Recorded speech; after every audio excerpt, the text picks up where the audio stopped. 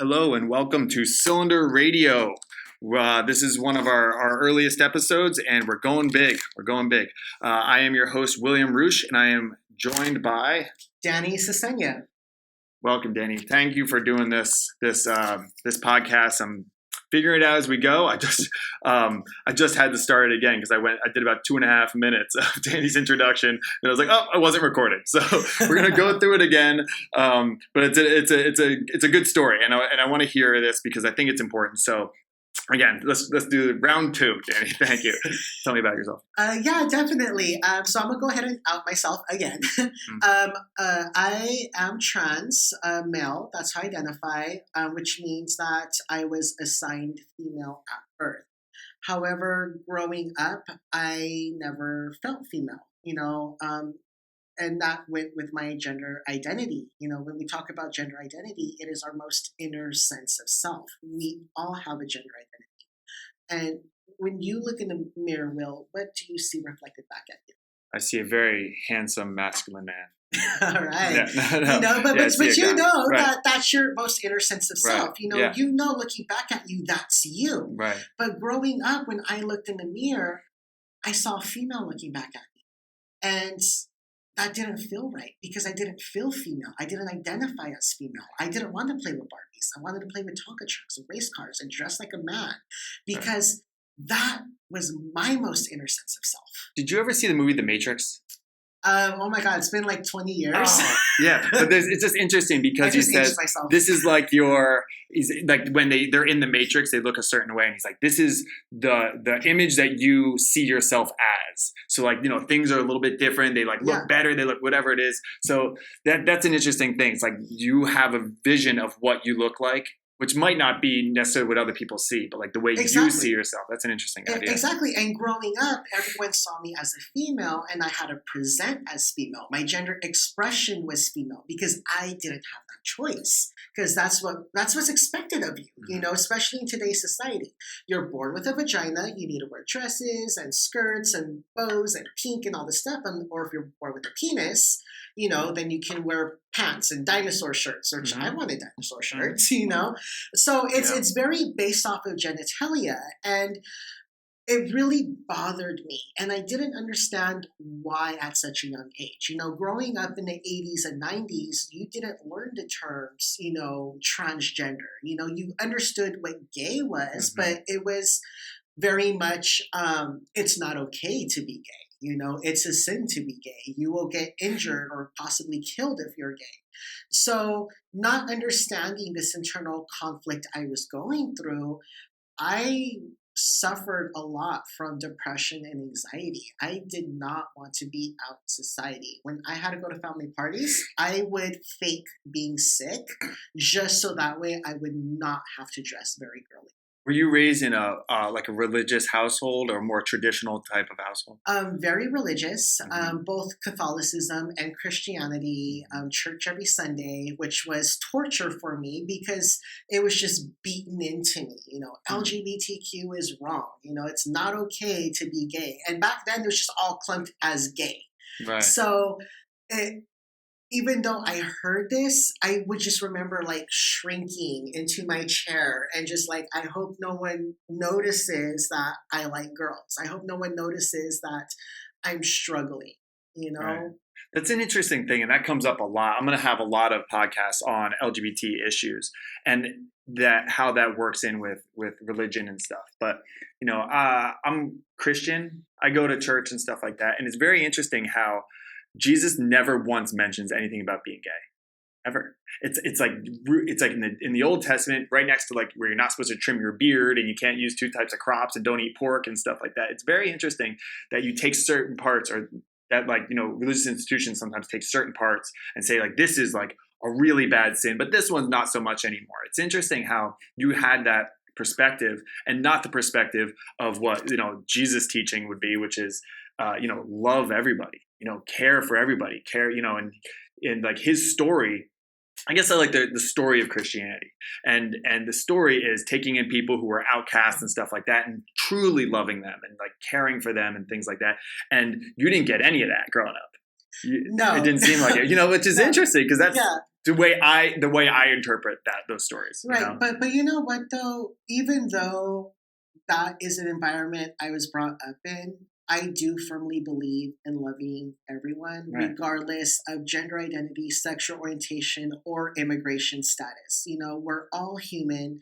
We all deserve equal rights. We all deserve to exist. We all deserve to live out our dreams and be our true and authentic selves. You know, whether it's someone that you may perceive as a man playing dressed up as a woman, that's really a woman, you know? And how much courage does it take, especially like I got to give mad props to our trans women because as a trans man, it's so much easier for me to quote unquote pass than it is for trans women because being someone who was born female and assigned female at birth and then transitioning to male, when you look at me on the street, you never would know that I'm trans. Like I have a nice beard. Your wife did my lovely eyebrows, you know, filled in the 90 chola brows that I butchered, you know, and even my gender presentation, you know, my expression, you read male.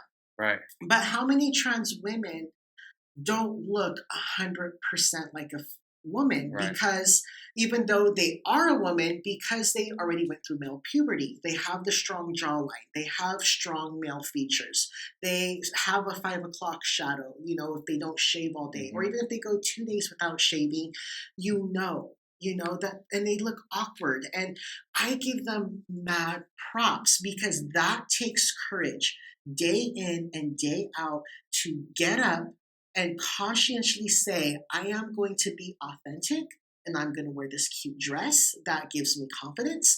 I'm going to put on these earrings and put on my makeup and curl my hair. And I am going to walk out with confidence, knowing that people will not see me as 100% female, even though I know inside of myself I am 100% female and put my life on the risk. At risk, knowing that I might not come home tonight, that I could be murdered due to hatred and discrimination.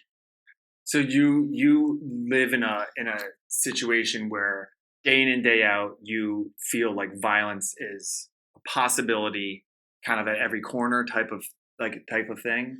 Absolutely, you know, perfect example. I am a very strong trans advocate, and I'm a very strong trans advocate. So you're in the public eye. I'm very much in the public eye, you know, and I started a lot of trans programming and medical services in Orange County. And now I work for the California LGBTQ Health and Human Services Network. So I'm taking my advocacy statewide, and people know who I am.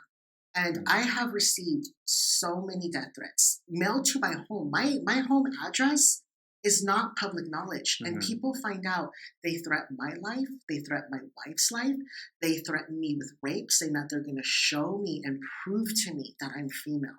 I've had my car vandalized. So yeah, death is always on the back of my mind. Am I going to die today? You know, my wife, every morning when I leave out that door, she tells me, babe, be safe and come home tonight. Yeah. Because there's times she does not know if I'm going to walk back in that door. So just trying to understand, because this is like cylinder radios, all sides, what do you, as I guess objective as you could be, what do you think the reason is for the people who are doing that to you? It's ignorance. You know, it's ignorance and fear. They don't understand.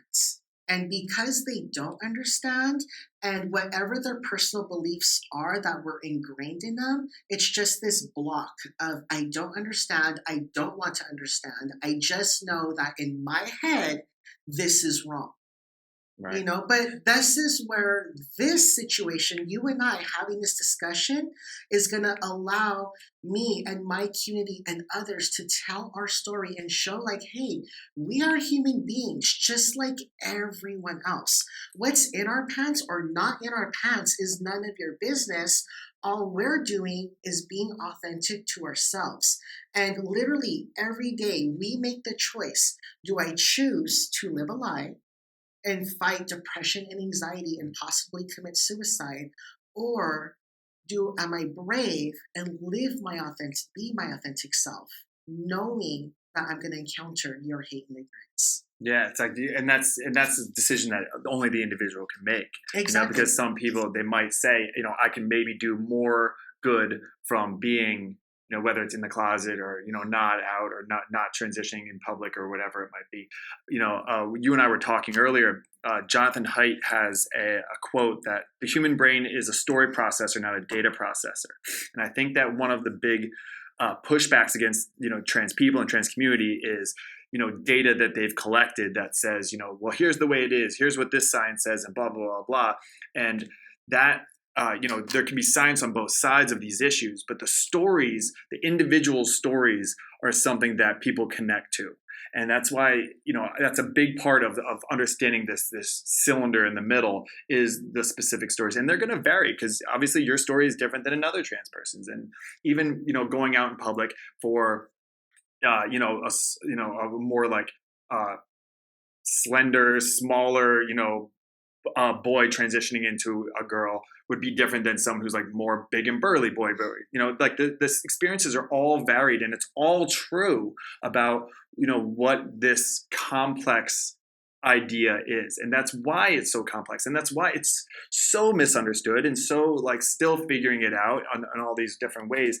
That's what we're trying to understand. But the 14th Amendment is equal protection under the law, which means that every single American needs to be covered under equal laws. It's the fundamental idea of our country. And if you don't have equal protection under the law, that's something that needs to be fixed. And what that looks like, we don't know yet. We're still sorting it out, but that's a fundamental idea. Yeah, definitely, and storytelling is very strong. Like, and that's one thing that I told you. We've got to get our stories out there.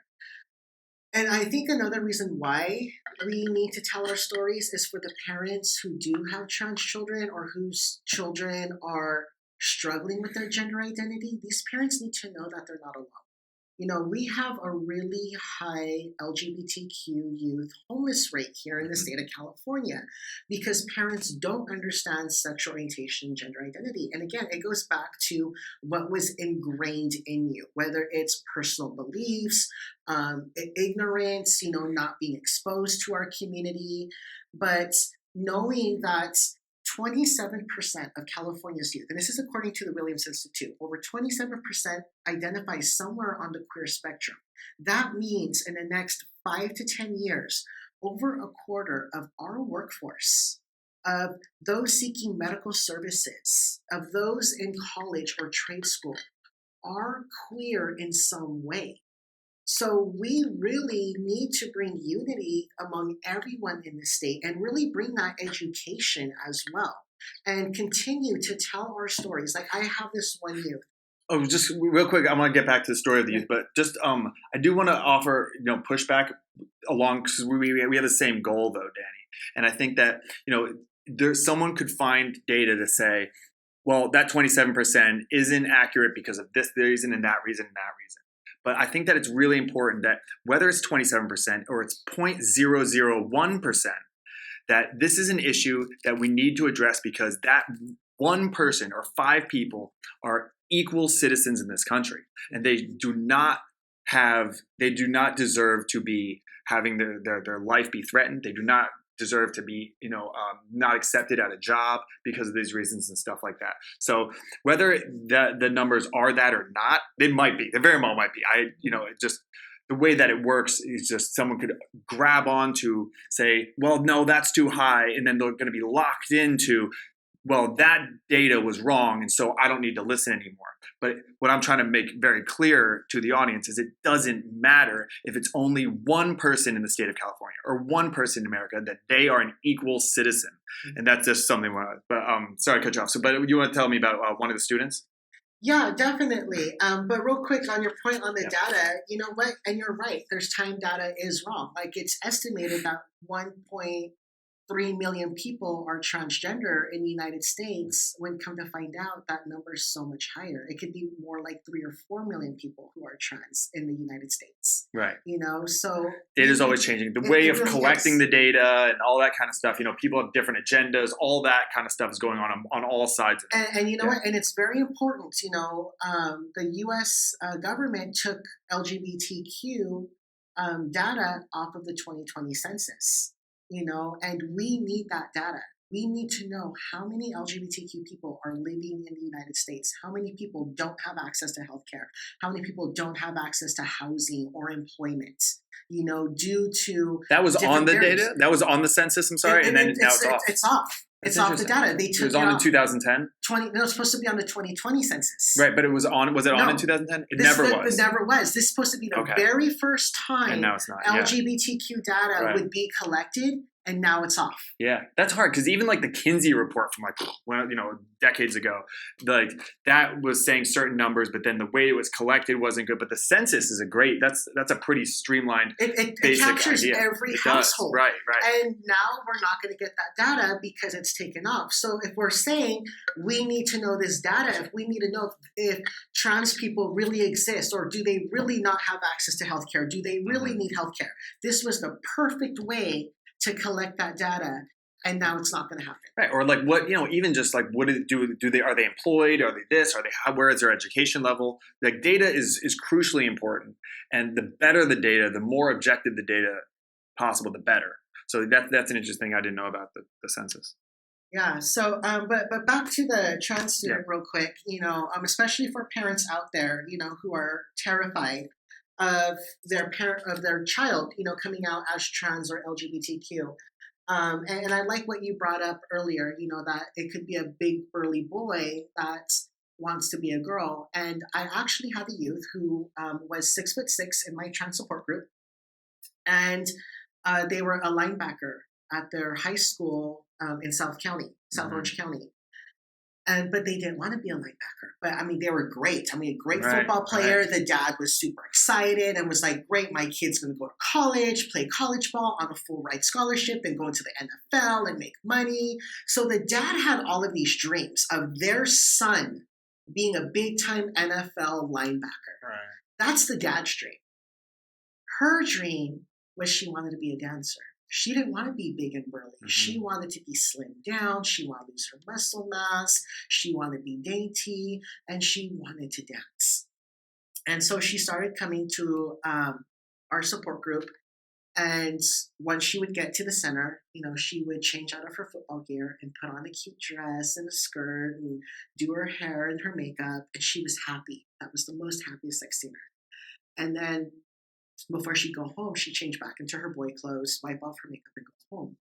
Well, one day she tells me, I'm going to tell my dad. I'm going to tell my dad I want to be a girl. And I asked her, do you have a plan just in case? She was how old at this point?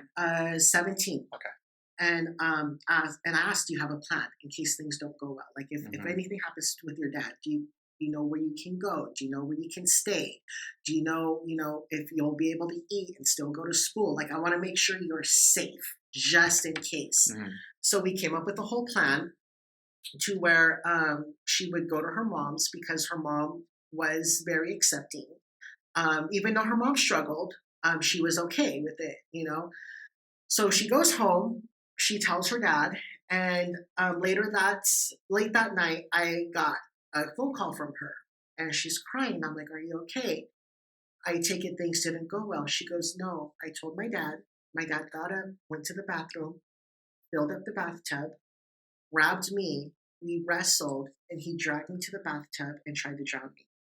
And I had to fight my way away from my dad, gasp for air, and run out of the house. And I just drove to my mom's. I'm at my mom's. My dad wants me dead. He said he'd rather have a dead son than a tranny for a daughter. Wow.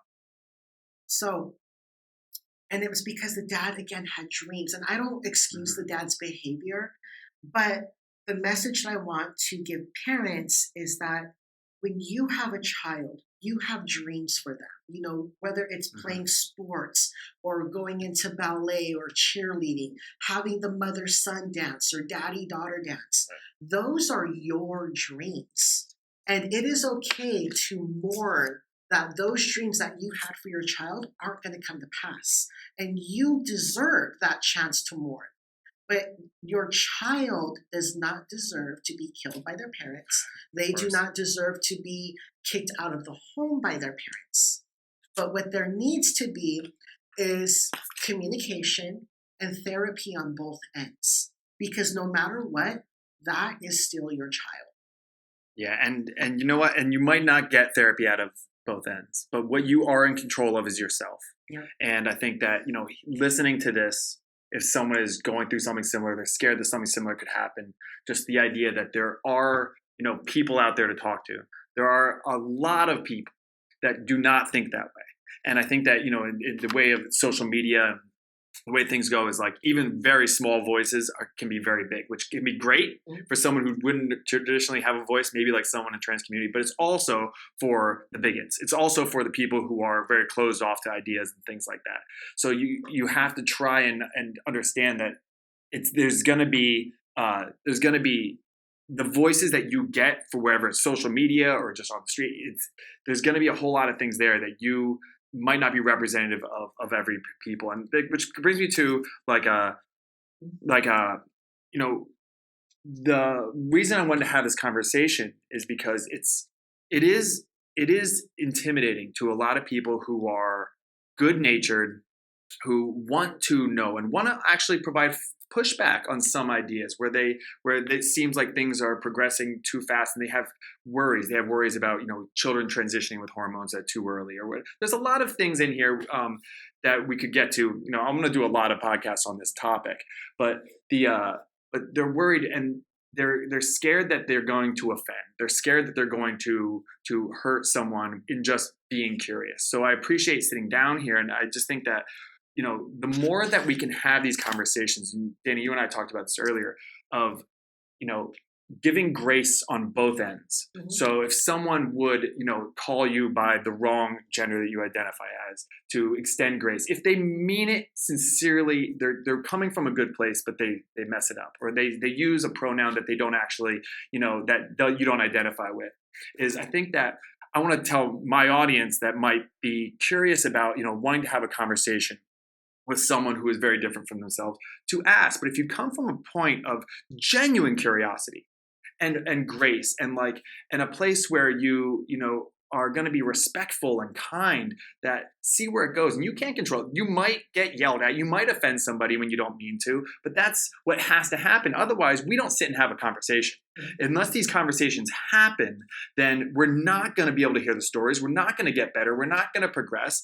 Both sides are going to dig their heels in on certain things, and then they're going to let go of certain things. And I think that's crucially important. So I just want to say to the audience, this is we're trying to model something here about how Danny, people on your end could respond to people on my end, and people on my end respond to people on your end, of just genuine curiosity, Yeah. So, I mean, if I can give you a couple examples, of how to be an ally and how for us as trans individuals to be patient. Because, I mean, yeah, when I'm dead named, it's oh my God, again. But at the same time, I'm seeing people I haven't seen in years who don't know I've transitioned. It's well, you know what? I go by Danny now. My pronouns are he, him. Right. And they might say, oh, and then say dead name, then, oh my God, I'm sorry, Danny. And it's it's all right, move on. Right. You don't have to live and be oh my God, I'm so sorry, I feel so bad. You say, I'm sorry, correct name, and move on. That's it. Yeah. And for us, we need to be patient. One of the things I recommend for family members and the person who's transitioning is have a pronoun and name jar. And what it is that anytime someone messes up your name or pronouns in your family, they put in $1 or loose change or whatever. Now that money does not go to you as a trans person. What it is that once you decide, let's say, for example, my wife and I, we would say at the end of every month, whatever's in there, we're going to do a date night. We're going to go to the movies or go out to dinner, depending on how much money's in there. Yeah. And every time she'd mess up, she'd put in $1. Yeah. She's crap, I'm so sorry, put in $1. Right. But it went to us going out and doing something together, strengthening our relationship. Right. And I do recommend that. Another thing I recommend, and I tell this for all businesses and even educators. I mean, you're a teacher. Whenever you introduce yourself as, "Hi, I'm Danny. My pronouns are he, him, his. What's your name and what pronouns do you go by?" Just make it an automatic thing. Never assume someone's gender identity. Again, I'm very passable, so you would never know I'm trans. But at the same time, I might go by they, them pronouns or just use my name as a pronoun. So you don't want to assume. Include your pronouns in your email signatures. When you start your podcast, say, "Hi, my name's Will. My pronouns are he, him, his. So nice to have you all here today." If you take callers, ask their name and pronouns. And as an educator, and I recommend this for all teachers, your very first day of school, instead of calling out roll, where you can unintentionally out a student, pass out index cards and tell the student, write your legal name, then underneath it, write your preferred name and your pronouns. So that way you know what that student wants to go by, so you don't out them and you keep them safe. Yeah, this is a major shift into like the way that we would conduct ourselves in society as a whole, and I think that the idea of, if that is like the ideal, like even just a shift toward that direction is probably, something that could be beneficial. And then it'd be interesting to get into, not another time, because I know you need to go, but how would that look in like a step-by-step kind of process? Because people are going to resist massive changes, that quickly. And, there's reasons too that are probably legitimate as well. Like what are the reasons for all sides of it? So, so thank you so much, Danny, for doing this. I know you need to go and you're going to go off and you're fighting again, right? Yeah, all right. So pretty much. Yeah. So thank you very much. And thank you guys for listening. If you have any feedback or questions or anything like that, or you'd like to be a guest or anything, it's cylinderradio@gmail.com. I want to thank my guest, Danny, and I really appreciate this. And I'll see you guys later. Thank you for having me. All right. Bye-bye. Thanks.